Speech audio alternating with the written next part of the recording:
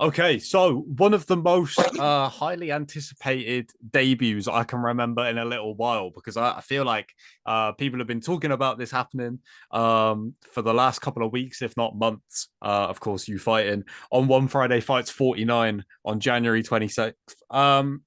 It never really felt to me like a question as to whether you would end up in one championship. It always felt like the path that you would go down. But in terms of you starting out your career and starting out in Muay Thai, obviously there's quite a big age gap between you and your brother. So how did that come about? Was it always like just always going to happen, inevitable that you were going to end up in Muay Thai and pursue it as a career? Uh, yeah, 100%, man. John had been training way before I was born, so it was sort of like as soon as I was born, that was it. I was in the gym, training, training all the time, like just running around, just being around everyone. So it was sort of just born into me. Do you know what I mean? Yeah. How long had he been training? But I'm sure I would have asked him this if I'd spoken to him first. But that's crazy. Like I assumed it would have been he would have had a good few years ahead, but not that young. Yeah, no, pretty much straight away, bro. Just straight away, that got me training, and John was training me as well. Just ever since I was a little kid, for as long as I can remember, just been training. I spoke to the other week Liam Nolan, and I'd asked him about the motivation of seeing John go on and accomplish what he did last year. I'm sure it gave him great motivation, but even before we get to last year, just to see your older brother go and compete against some of the best guys in the world, that Yeah, must have felt like it's not just like. I'm sure it's inspiring for a lot of guys, your teammates, but also just guys in the UK in general to see that.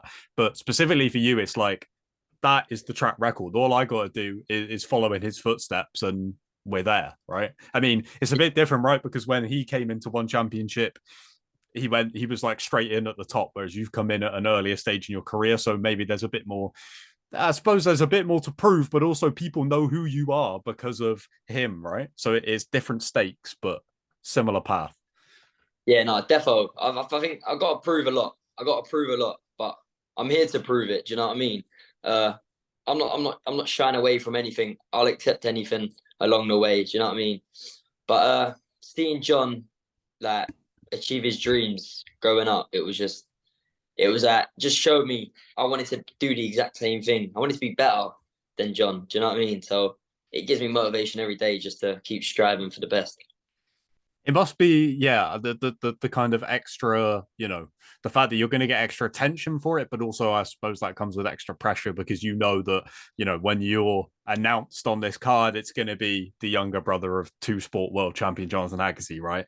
But does that like has it always been that way where people introduce you as like, oh, he's John's younger brother because of how far ahead he was in terms of how long he'd been training and competing and being in one championship at that time? Yeah, I think it has always been John's little brother, but you know what? I don't mind it. It makes Yeah. me proud, honest, that someone to be calling me John's little brother. I'm proud that I'm sure any other kid in Muay Thai would love to be called John's little brother. Do you know? But now I'm on one. I'm here to prove that I'm not just John's little brother. Do you know what I mean? Yeah, like I said, it never really felt like a debate as to where you would end up going. Right, as soon as I heard that he had a younger brother who is also a striker, I was like, okay, well, yeah, you're gonna be in one. Like it is just it's like written in the stars kind of thing. How long ago did this kind of actually become a reality for you though? Because I'm sure that you've had it in the back of your mind for a while as like, I need to get there and prove myself as well. And eventually we could be in a position where both of you are at like the top of the card, and it would be incredible to see. So, but when did that kind of dream start to become, an actual thing that could happen in the near future? Seeing John, seeing John on one, it was like, yeah, I want to work towards that. Obviously, I was still very young at the time, and then I think he had a meeting with your Chatri in London, and he said something about me going on one, and it was sort of like, whoa, like this could actually be a thing here. And then obviously I didn't really think a lot about it, but after the Nongo fight, it really like was like, yeah, I can get on this, I can do this. Do you know what I mean? So it all started becoming a reality last year, really, like a proper big thing. It really feels like obviously over in the UK we've had the Sky Sports deal kick off this year, and it must be surreal for you, and a great moment for your family to see that announcement is a picture of your brother, right? Like that is Yeah. crazy to see. But I'm sure very motivating to you as well. I want to get your thoughts on his upcoming fight at One Fight Night 19.